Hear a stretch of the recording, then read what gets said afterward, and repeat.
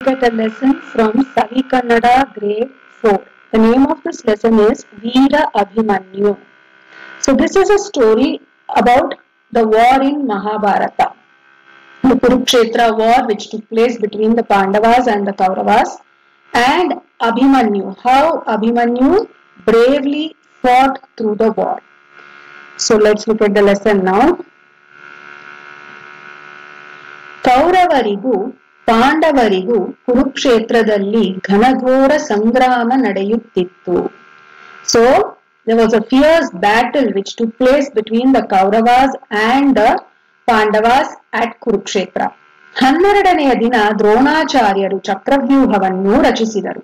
So on the 12th day, Dronacharya, he had made a formation called as the ಚಕ್ರವ್ಯೂಹ. ಕೃಷ್ಣ ಬಲರಾಮ ಮತ್ತು ಅರ್ಜುನನನ್ನು ಬಿಟ್ಟರೆ ಚಕ್ರವ್ಯೂಹವನ್ನು ಭೇದಿಸುವ ವಿದ್ಯೆ ಉಳಿದ ಪಾಂಡವರಾರಿಗೂ ಗೊತ್ತಿರಲಿಲ್ಲ. So apart from Krishna, Balarama and Arjuna, nobody had the knowledge of how to break through the ಚಕ್ರವ್ಯೂಹ. ಇದರಿಂದ ಭೀಮಸೇನ ಮತ್ತು Dharmaraya ಚಿಂತಾಕ್ರಾಂತರಾಗಿದ್ದರು. And because of this, Bhimasena and Dharmaraya became very worried. So now this is Drishya 1, which is scene 1. Dharmaraya ಮತ್ತು ಭೀಮಸೇನ ಚರ್ಚಿಸುತ್ತಾ ಕುಳಿತಿದ್ದಾರೆ. ಅಲ್ಲಿಗೆ ಅಭಿಮನ್ಯು ಪ್ರವೇಶ. So Dharmaraya and Bhimasena, they are discussing and sitting there when Abhimanyu enters inside. Abhimanyu, ದೊಡ್ಡಪ್ಪ, ನೀವೇಕೆ ಇಂದು ಬಹಳ ಚಿಂತಾಕ್ರಾಂತರಾಗಿರುವಿರಿ? So ದೊಡ್ಡಪ್ಪ is uncle. Father's elder brother is called as ದೊಡ್ಡಪ್ಪ. So Abhimanyu is asking Dharmaraya. Dharmaraya is the elder brother of Arjuna. So he is uncle for Abhimanyu.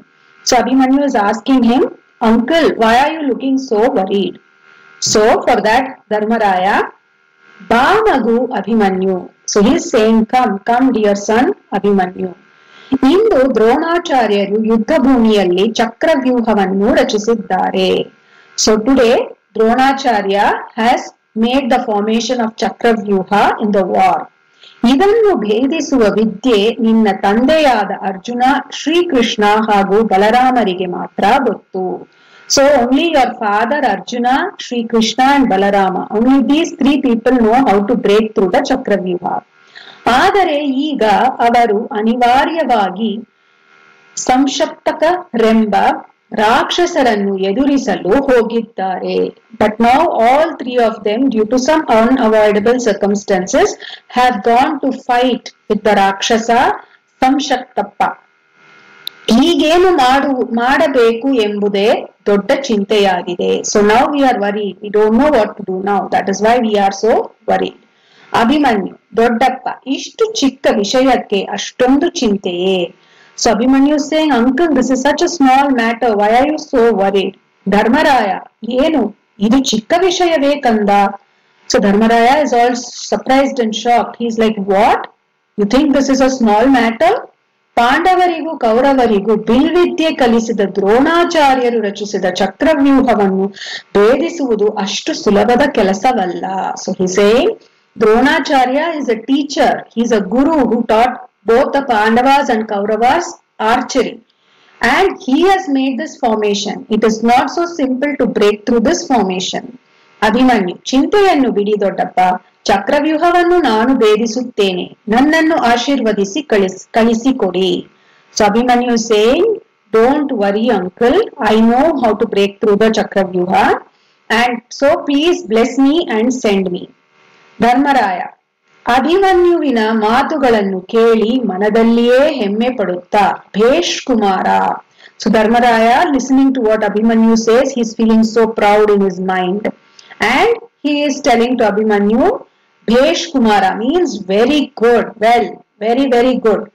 ನಿನ್ನ ಪರಾಕ್ರಮದ ಮಾತನ್ನು ಕೇಳಿದರೆ ನನಗೆ ಅತೀವ ಸಂತೋಷವಾಗುತ್ತದೆ. Listening to your brave words, I am feeling so happy.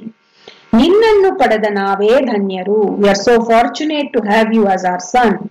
ಆದರೆ, but, Abhimanyu, ಆದರೆ? So Abhimanyu is wondering, but what? ಹಾಗೆಂದರೇನು ದೊಡ್ಡಪ್ಪ? What do you mean when you say but? ನನ್ನ ಸಾಮರ್ಥ್ಯದ ಮೇಲೆ ನಿಮಗೆ ಶಂಕೆಯೇ? Do you have doubt on my ability?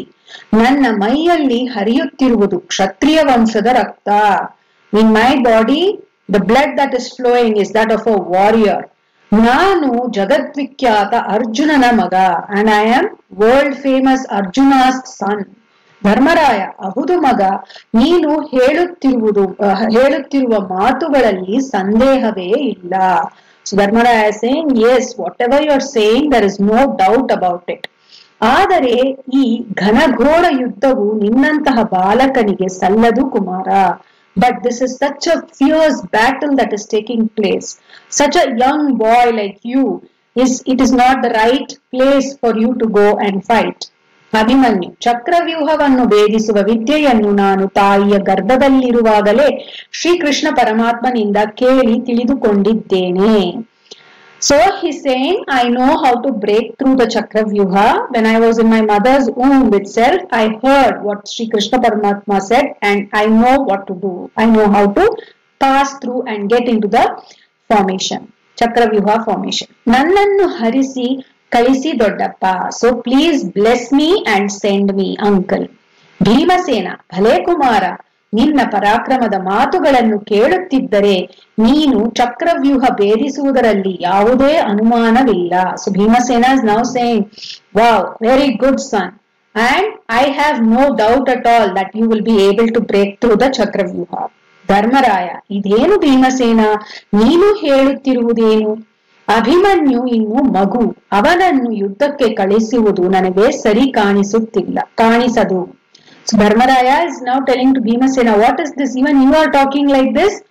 Abhimanyu is still a child. I think it is not right to send him to the war. Bhimasena, Anna, ನೀನು ಚಿಂತಿಸಬೇಡ, ಚಕ್ರವ್ಯೂಹವನ್ನು ಭೇದಿಸುವ ಸಾಮರ್ಥ್ಯ ವೀರ ಅಭಿಮನ್ಯುವಿನಲ್ಲಿದೆ. So Bhimasena, he is assuring Dharmaraya, no, don't worry. I am sure Abhimanyu has enough capacity and capability to break through the Chakravyuha. Dharmaraya, ಆಯ್ತು ಭೀಮಸೇನ, ನಿನ್ನ ಮಾತಿನಿಂದ ಅಭಿಮನ್ಯುವನ್ನು ಯುದ್ಧಕ್ಕೆ ಕಳುಹಿಸಲು ನನ್ನ ಸಹಮತಿವಿದೆ. So Dharmaraya is saying, okay Bhimasena, I will give my permission to send him to the war. ನಾವೆಲ್ಲರೂ ಯುದ್ಧ ರಂಗದಲ್ಲಿ ವೀರ ಬಾಲಕನಿಗೆ ರಕ್ಷಾ ಕವಚದಂತಿರೋಣ. Let all of us be like an armor for him in the war. And now Abhimanyu, ಬಹಳ ಸಂತೋಷ ದೊಡ್ಡಪ್ಪ, ನನ್ನನ್ನು ಆಶೀರ್ವದಿಸಿ. So Abhimanyu saying, I am so happy that you have given me permission to the war. Now please bless me. ಎಂದು ಕೇಳಿ ಧರ್ಮರಾಯ ಭೀಮಸೇನರ ಪಾದಗಳಿಗೆ ನಮಸ್ಕರಿಸಿ ಹೊರಡುವನು. So he falls on the feet of Dharmaraya and Bhimasena and he leaves from there. Now Drishya 2, that is scene 2. Subhadreya Aramane. So this is the palace of Subhadre. Subhadre is Abhimanyu's mother. Abhimanyu ತನ್ನ ತಾಯಿ ಸುಭದ್ರೆಯ ಪಾದಗಳಿಗೆ ಎರಗುವನು. Abhimanyu now falls on the feet of his mother. Abhimanyu, ಅಮ್ಮ, ಈ ದಿನ ನಾನು ಕುರುಕ್ಷೇತ್ರ ಯುದ್ಧದಲ್ಲಿ ಚಕ್ರವ್ಯೂಹವನ್ನು ಭೇದಿಸಲು ದೊಡ್ಡಪ್ಪಂದಿರಾದ ಧರ್ಮರಾಯ ಹಾಗೂ ಭೀಮಸೇನರಿಂದ ಆಶೀರ್ವಾದ ಪಡೆದು ಬಂದಿದ್ದೇನೆ. ನೀನು ನನ್ನನ್ನು ಹರಸಿ ಕಳಿಸಿಕೊಡು. So Abhimanyu is telling his mother, so happily, proudly he is saying, Amma, my mother, I have taken the blessings from my uncle Bhimasena and Dharmaraya to go into the Kurukshetra war and break through the Chakravyuha. You also please bless me and send me. Subhadre ದಿಗ್ಭ್ರಾಂತಳಾಗಿ, ಇದೇನು ಕಂದ, ನೀನು ಯುದ್ಧರಂಗಕ್ಕೆ ಹೋಗುವೆಯಾ? ಅಲ್ಲಿ ಚಕ್ರವ್ಯೂಹವನ್ನು ಭೇದಿಸುವೆಯಾ? So Subhadre is stunned when listening to what Abhimanyu is saying. She's asking him, what is this, son? Will you go and fight the war? Will you go and break through the Chakravyuha formation? Abhimanyu, ಏಕಮ್ಮ, ಈ ಸುಭದ್ರಾನಂದನ ವೀರ ಅಭಿಮನ್ಯುವಿನ ಮೇಲೆ ನಿನಗೆ ಸಂದೇಹವೇ? ನನ್ನನ್ನು ಹರಿಸಿ ಕಳಿಸಿಕೊಡಮ್ಮ. So Abhimanyu is saying, what is this? Why are you having so much of doubt? You have to be brave and you have to believe in me, and so trust me and send me to the war. Subhadre, ಆಗಲಿ ಮಗು, ಶ್ರೀಕೃಷ್ಣ ಪರಮಾತ್ಮನ ಕೃಪೆ, ತಂದೆಯ ಶೌರ್ಯ ನಿನ್ನಲ್ಲಿರುವಾಗ ಸಂದೇಹದ ಮಾತೇ ಇಲ್ಲ. So mother is saying, okay son, when the grace of Lord Krishna is there on you and you have the bravery of your father within you, there is no doubt that you will be successful. ಜಯಶಾಲಿಯಾಗಿ ಬಾ ಮಗನೇ, ಹೋಗಿ ಬಾ, ನಿನಗೆ ಮಂಗಳವಾಗಲಿ. So the mother saying, she's blessing him, saying, let there be victory, and sends him with all the good wishes and best wishes. ಉತ್ತರೆಯ ಪ್ರವೇಶ. Now ಉತ್ತರೆ is his wife. She is coming in. Abhimanyu, ಬಾ ಉತ್ತರೆ, ಏಕೆ ನಿನ್ನ ವದನ ಇಂದು ಖಿನ್ನವಾಗಿ ಕಾಣುತ್ತಿದೆಯಲ್ಲ? So Abhimanyu is asking, why is your face looking so dull? ಉತ್ತರೆ, what happened? ಉತ್ತರೆ, ಪ್ರಾಣಾಕಾಂತ, ನೀವು ಯುದ್ಧರಂಗಕ್ಕೆ ಹೋಗುವ ವಿಷಯ ತಿಳಿಯಿತು, ಅದಕ್ಕಾಗಿ ಈ ರೀತಿ ಖಿನ್ನತೆ. ಉತ್ತರೆ saying, I heard that you're going to the battlefield to fight. That is why I am feeling and looking so dull. Abhimanyu, ಚಿಂತೆ ಪಡಬೇಡ ಉತ್ತರೆ. So he saying, no, don't worry. ನಾನು ಈ ಯುದ್ಧದಲ್ಲಿ ಜಯಶಾಲಿಯಾಗಿ ಹಿಂತಿರುಗುತ್ತೇನೆ. I will be successful in this war. I will come back victorious. ಧೈರ್ಯಗೆಡದೆ ನಗುಮುಖದಿಂದ ನನ್ನನ್ನು ಕಳುಹಿಸಿಕೊಡು. So he saying, be brave and send me with a smiling face. ಉತ್ತರೆ, ಆಗಲಿ, ಜಯ ನಿಲ್ಲುವ ತನಕ ಭಯವೇಕೆ? ಯುದ್ಧ ಕ್ಷತ್ರಿಯರ ಧರ್ಮ.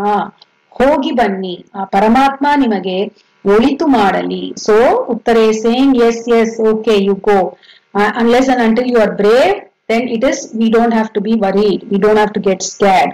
And it is the duty of every kshatriya to fight a war. So please go and come back victorious.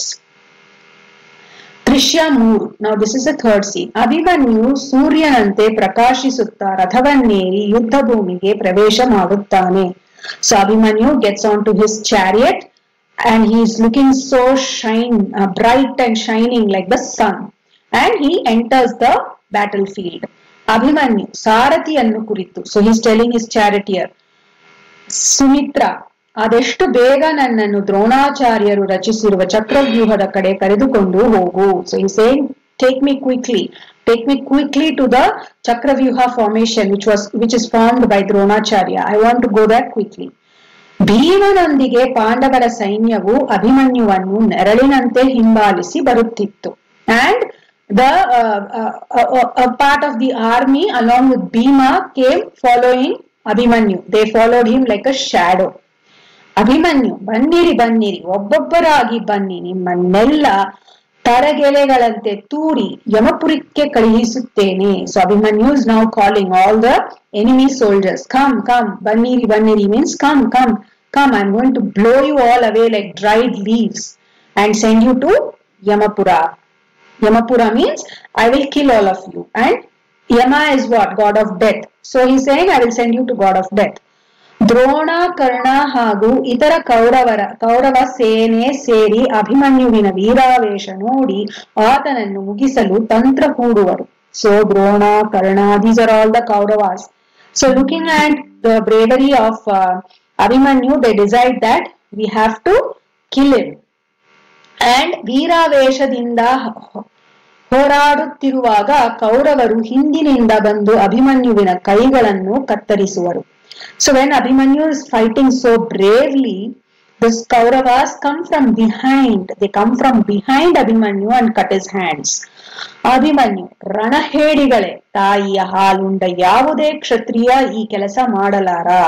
So Abhimanyu is angry because during a war you have to attack people face to face, not from behind. But what did the Kauravas do? They attacked him from behind. They are only cowards will do that. So Abhimanyu is scolding the Kauravas and saying, you are such cowards. You don't even know how to face me and fight. You are attacking me from behind. This is not the characteristics of Kshatriya. Kshatriyas will face and fight bravely. They will not attack from behind. ವೀರಾವೇಶದಿಂದ ಎದುರಿಸಿ ಹೋರಾಡಿ ಸತ್ತು ಸ್ವರ್ಗ ಸೇರುವುದನ್ನು ಬಿಟ್ಟು ನರಕದ ದಾರಿ ಹಿಡಿಯುತ್ತಿದ್ದೀರಿ. So he's saying, you have to fight bravely, facing face to face, not from behind. And if you face bravely and have a brave death, then you will go to heaven. You all want to go to hell because you are not fighting the war in the right sense. Nimage dikkara, shame on you, he says there. Then Duryodhana, Saindava Raja, ಬಿಡಬೇಡ ಹೊಡೆ, ಕರ್ಣ, ಜಯದ್ರಥ ನೀವೆಲ್ಲರೂ ಅವನ ಮೇಲೆ ಒಟ್ಟಾರೆ ಬೀಳಿರಿ. So Duryodhana he is ordering everybody, all of them, Saindava, Karna, Jayadratha, all of them to attack him together.